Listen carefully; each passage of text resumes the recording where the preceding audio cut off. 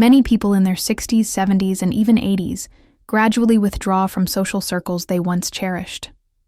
It's not because they've grown cold, bitter, or indifferent. It's because something inside them has shifted. And more often than not, that shift comes from wisdom, not weakness.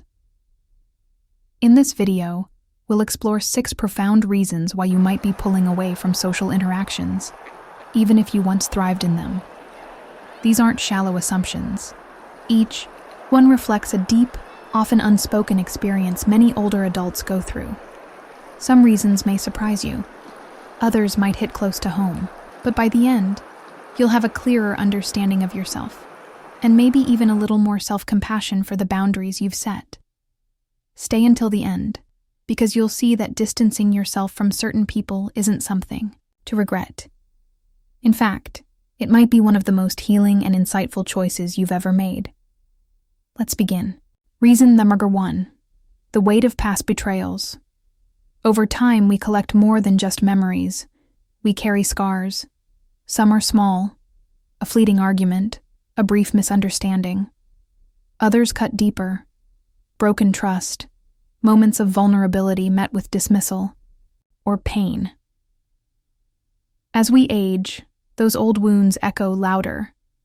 We stop opening up as easily, not out of bitterness, but because we've learned a hard truth. Not everyone deserves access to our hearts. Take Chloe, an 81-year-old who once hosted lively weekend dinners. Her home was filled with laughter, music, and conversation. But over time, friends drifted away. Some betrayed her trust. Others vanished after her husband passed. There was no single tragedy, just a slow accumulation of heartaches. Now she prefers solitude over forced company, not because she dislikes people, but because she values peace more than pretense. There's a quiet armor that forms with age, a shield shaped by experience. It may not always feel warm, but it feels necessary. When you've lived long enough to see how easily people change or disappear, you become more protective of your time, your energy, and your heart. This isn't about shutting people out. It's about discernment. Psychologists call this relational fatigue, when maintaining connections starts to drain more than it fulfills. It's especially common among those who've endured emotional hardships, and there's no shame in that. It's simply proof that you've lived deeply, that you've seen both the kindness and cruelty people can bring. So when you choose distance, it's not resentment guiding you, it's wisdom. Reason number 2, craving meaning over small talk. In your youth, you might have endured endless chatter, superficial gossip, empty words filling silence. But with age, your patience for that thins. It's not that you dislike people, it's that you've discovered the restorative power of quiet. Silence no longer feels awkward, it feels like a gift. Consider Henry, a 76-year-old former salesman. He used to thrive in crowds, charming, sociable, and able to talk to anyone. Now, he avoids gatherings that demand mindless mingling. He skips family events unless he truly feels up to them. When asked why, he simply says, "I'm done talking just to fill the air." He isn't isolating himself. He's seeking substance, sincerity, conversations that leave him fuller, not emptier. As we age, our emotional energy becomes precious. The need to impress fades. The hunger for authenticity grows. And if we can't find it, many of us would rather spend the evening with a book and a warm drink than in a room full of voices that leave us lonelier than when we arrived. This isn't withdrawal. It's awakening. You've earned the right to protect your peace, to say no without apology. That's not coldness, it's clarity. And sometimes, a single heartfelt conversation, or even a quiet evening alone, holds more joy than hours of forced interaction. Reason number 3, feeling like no one truly understands you anymore.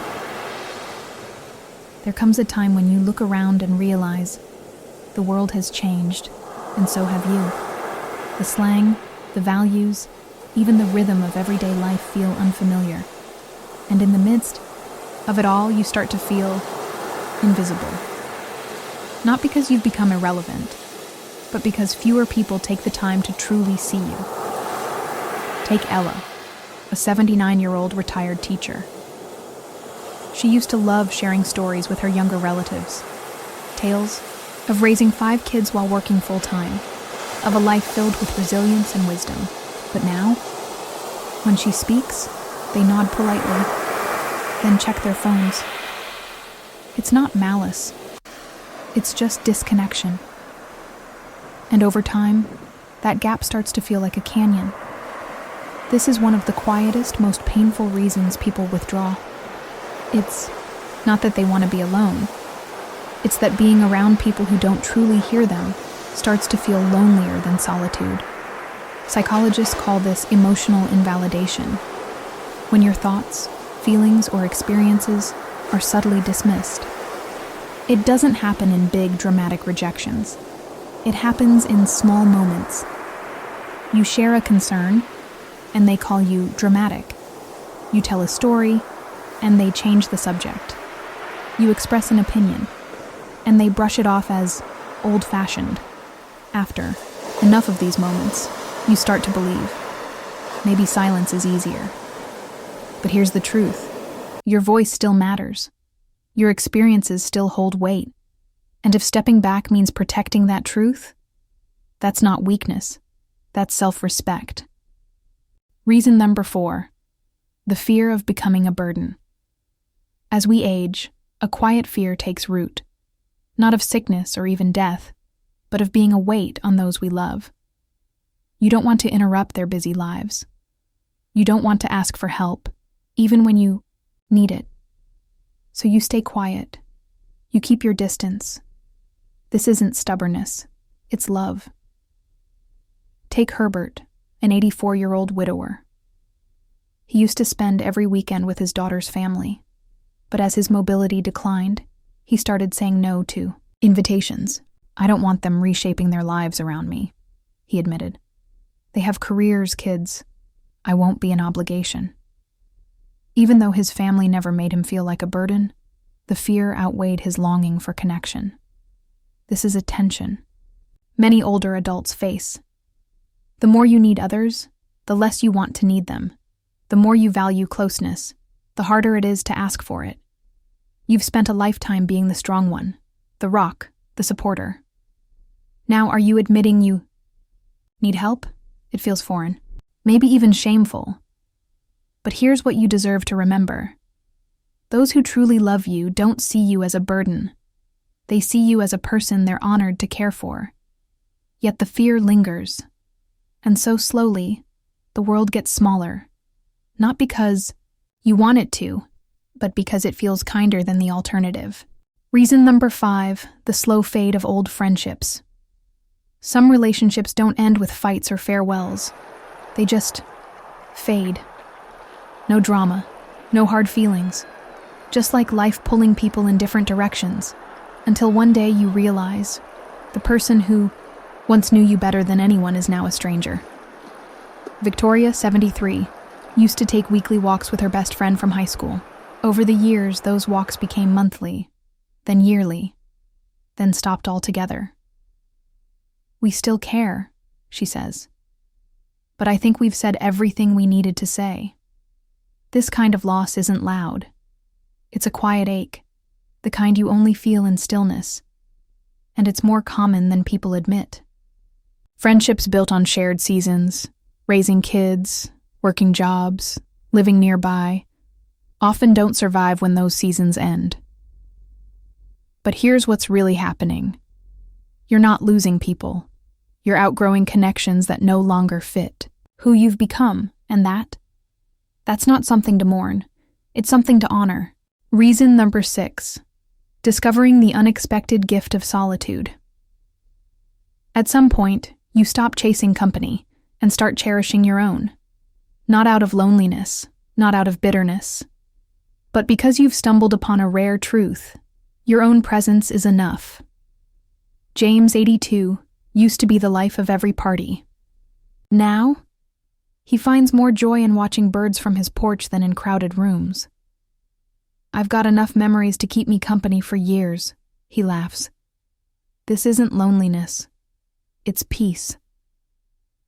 For the first time in your life, you don't feel the need to fill every silence, justify your choices, perform for others. Solitude becomes sacred, a space where you're free to just be. And that's not withdrawal, that's freedom. This isn't the end. It's a new beginning. If you've been pulling away from people, ask yourself, is it really isolation?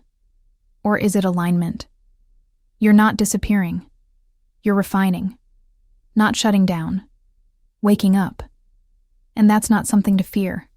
It's something to celebrate. What resonated with you most? Let me know in the comments. Was it the weight of past betrayals? The fear of being a burden? Or the unexpected joy of solitude? And if this video felt like it understood you, don't forget to like, comment, subscribe, and hit the bell. Your support helps us keep making content that matters. Thanks for watching, and remember, choosing yourself isn't selfish, it's wisdom. See you next time.